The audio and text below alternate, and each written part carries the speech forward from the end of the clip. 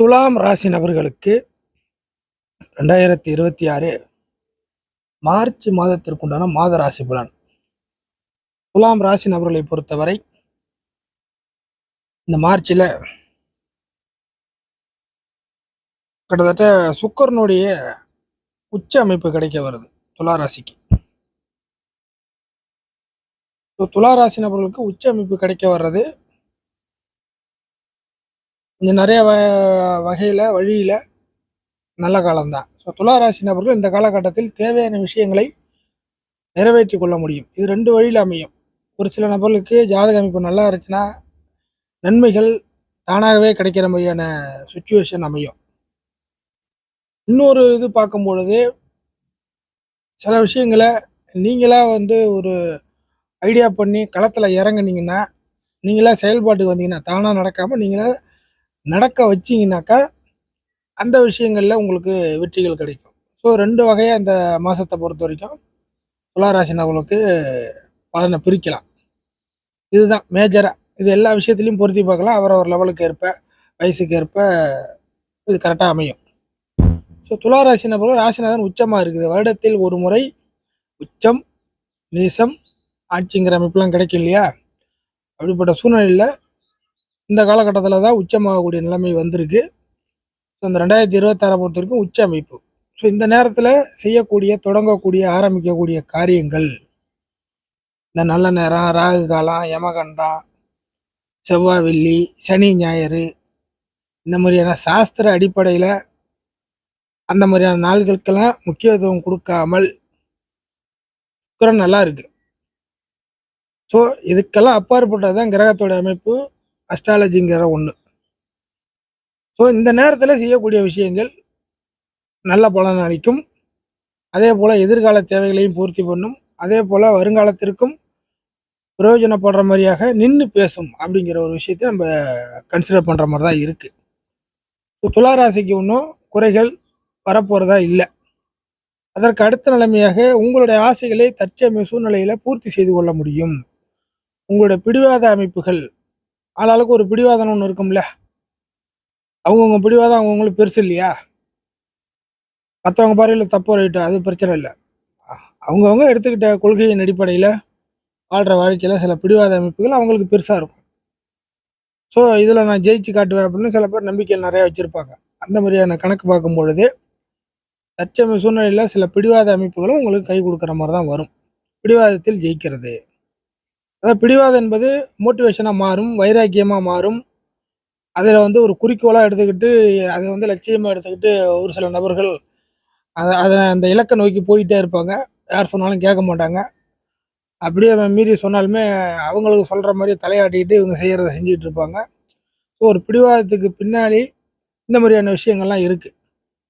So அந்த மாதிரி விஷயங்கள்லாம் துளாராசி நபர்களுக்கு இந்த காலகட்டத்தில் நிறைவேறுவதாக கிரக நிலைகள் இருக்குது. மிக முக்கியமாக ராசிநாதன் நல்லா இருக்கிறதுனால.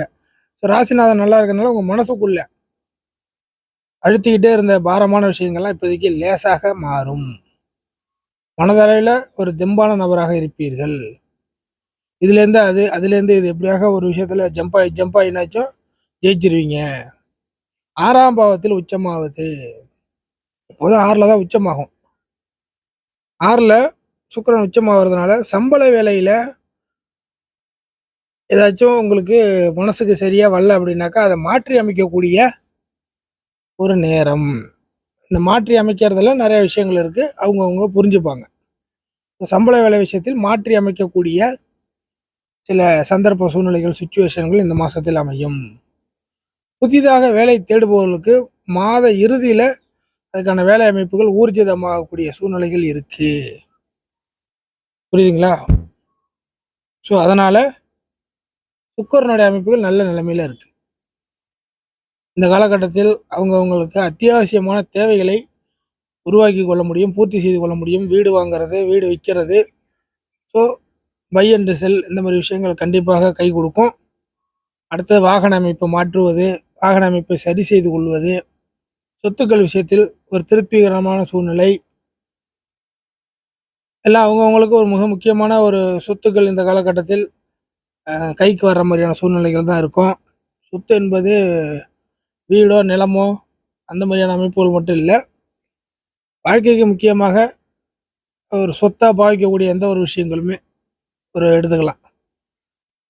அடுத்தது வந்து பார்க்கும் பொழுது காஸ்ட்லியான விஷயங்களை இந்த காலகட்டத்தில் கையாளக்கூடிய சூழ்நிலைகள் வரும். காஸ்ட்லியான விஷயம், காஸ்ட்லியான பொருள், பணம் அதிகமாக விளையாடக்கூடிய ஒரு சம்பவ சூழ்நிலைகள், பெரிய பணத்தை கையாள்வது இப்படிங்கிற சில சுச்சுவேஷன் அமைப்புகள்லாம் துளாராசி நபர்களுக்கு கண்டிப்பாக கிடைக்க வரும். 8ஆம் அதிபதியாகவும் இருக்கு. பலருக்கும் வந்து தூர இடத்தை சார்ந்த நல்ல விஷயங்கள் உண்டு. தூர இடம், புரியுதுங்களா? ஸோ தூர இடம் என்பது குடும்பத்தை விட்டு பிரிந்து போகக்கூடிய அந்த மாதிரியான அமைப்புகள் நிறையவே வரும். ஸோ அது சம்மந்தமாக ஏர்னிங்ஸ் வச்சிருக்கக்கூடிய, இல்லை மைண்டில், அதாவது குடும்பத்தை விட்டு பிரிந்து தூர இடத்தை சார்ந்து சில சம்பாத்தியம் பெறக்கூடிய அமைப்புகள் ஜாதக ரீதியாக இருக்குது. அதுக்காக ட்ரை பண்ணிட்டு இருக்கிறவங்களுக்கு இந்த மாதிரியான காலகட்டங்கள் பெனிஃபிட்டாக இருக்கும். சனியுடன் சம்மந்தப்பட்டிருக்கு. இந்த காலகட்டத்தில் சனியுடன் சம்மந்தப்பட்டிருக்கு. கண்டிப்பாக உழைக்கும் உழைப்புக்கு பலன் உண்டு. கடமையை செய், பலனை எதிர்பார் அப்படிங்கிற ஒரு வார்த்தைக்கு உள்ள ஒரு காலம்தான். செய்கிற வேலைக்கும் செய்கிற கடமைக்கும் கண்டிப்பாக பலன் உண்டு. சொற்பமோ அற்பமோ அதிகமோ அது உங்களுடைய எஃபர்ட்டை பொறுத்து தான். அடுத்ததாக இந்த காலகட்டத்தில் என்ன செய்யக்கூடாது என்றால், நீங்கள் எடுத்துக்கிற இல்லை செயல்படுத்தக்கூடிய முடிவுகள், முயற்சிகள் 1க்கு 2 திருப்பம் 3 திருப்பம் முன்னாடி யோசிக்கிறது நல்லது. யோசித்த பிற்பாடு ஏதாச்சும் இறங்கிட்டிங்கன்னா, அதன் பிற்பாடு பேக் அடிச்சிங்கன்னா, ரிவர்ஸ் வந்துட்டிங்கன்னா, அதுதான் உங்களுக்கு நட்டமாகும். துளாராசி நபர்களுக்கு ஜாக்கிரதையான ஒரு விஷயம் இதுதான். காரணம் அட்டமாதிபதியும் உச்சமாகுது இல்லையா? அப்போது ஜாதக ரீதியாக சரியில்லாத அமைப்புகளுக்கு உள்ள நபர்களுக்கு இந்த மாதிரி பலன்கள் நடந்து விட வாய்ப்புகள் இருக்குது. ஸோ நீங்கள் எடுத்துக்கிற விஷயத்தில் அது கரெக்டாக தப்பா அப்படிங்கிறது 1க்கு 2 திருப்பம் 3 திருப்பம் கூட முன்னாடி யோசிச்சிக்கலாம்.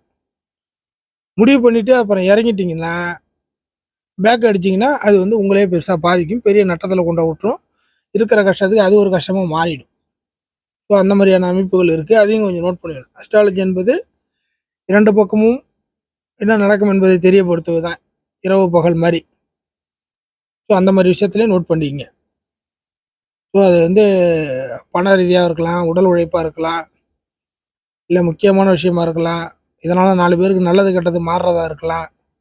நீங்கள் எடுக்கிற முடிவுகளால் மற்றவங்களுக்கு சிரமம் வர்றதா இருக்கலாம், இல்லை மகிழ்ச்சி வர்றதா இருக்கலாம். எதுவாக வேண்டு போனாலும் இருக்கலாம். ஸோ அந்த மாதிரி விஷயத்தில் கேர்ஃபுல். அடுத்ததாக தனாதிபதினு சொல்லக்கூடிய செவ்வாய் முழுக்க முழுக்க உங்கள் ராசிக்கு 5ஆம் பாவத்தில் இருக்கக்கூடிய ஒரு மாதம். ஸோ பணங்காசு விஷயத்தில், பொருளாதார விஷயத்தில், கூட்டாளி, கூட்டு சேர்க்கை, சேர்க்கையின் மூலியமாக நன்மை, இந்த மாதிரி விஷயத்தெல்லாம் குறைகள் கிடையாது. சேர்க்கை, கூட்டு சேர்க்கை மூலியமாக நன்மையும், பொருளாதார அமைப்புகள் நல்ல நிலைமையில் இருக்கக்கூடிய விஷயங்களும், அதே போல் கணிசமான பொருளாதார அமைப்புகள் கிடைக்கக்கூடிய ஒரு சூழ்நிலையும் துளாராசி நபர்களுக்கு இந்த மாதத்தில் உண்டு. குறிப்பாக தொழில் பண்ணுறவங்களுக்கு எப்படியாக இருந்தாலும் 10ஆம் அதிபதினு சொல்லக்கூடிய சந்திரனுடைய அமைப்புகள் மாதம் முழுக்க நல்ல சூழ்நிலையில் இருக்கிறதுனாலையும், 10ஆம் இடத்திற்கு எந்த ஒரு கெடுதல் கிரகங்களும் தொடர்பு கொள்ளாத வகையில் இருக்கிறதுனாலையும், ஸோ தொழில் பண்ணுறவங்களுக்கு நல்ல ஒரு விஸ்தாரமான ஒரு நல்ல சூழ்நிலை, இப்படின்னு ஜெயிச்சிருவீங்க. சம்பள வேலையில் என்னென்ன விஷயங்கள்ங்கிறத முன்னாடியே பேசிட்டேன். அடுத்தது வரும்பொழுது இந்த ராசிக்கு 12 மற்றும் 9 கூடிய கிரகமான புதன் வக்கர அமைப்பில் இருக்கக்கூடிய ஒரு காலகட்டம்.